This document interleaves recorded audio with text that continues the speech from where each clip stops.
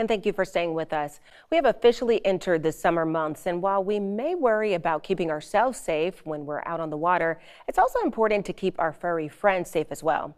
Meteorologist Hannah Ronner has those tips for you in this week's edition of Pet Patrol. It is June, meaning summer boating days are here, and as our rivers fill with boaters, safety is more important than ever, especially when your pet is on board.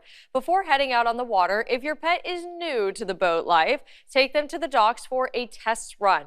The loud engines can be overwhelming, and the rocking of the boat or dock can make your dog scared and reluctant to board. If boarding is smooth though and everyone's comfortable, you should consider getting a boarding ramp if your dog is too large to carry or is hesitant getting in or out on the boat. This may not be necessary, but it's pretty helpful when you're reboarding from a beach or sandbar. And contrary to popular belief, not all dogs can swim, and some dogs are going to have a harder time due to low body fat like a Doberman or a boxer. Therefore, doggy life jackets are a useful solution as well, especially when the currents are strong and the water is choppy. And if your dog goes overboard, there's usually a handle on top of the life jacket, which makes it easier to retrieve them. When it comes to packing for a long day on the water, make sure you have fresh water for your pet and a small container of food, along with access to shade and a first aid kit, both for your pet but also for yourself. Some websites will sell a pre-packaged first aid kit that you can just simply put in your cart in order. They're usually going to cost more though because you're paying for convenience.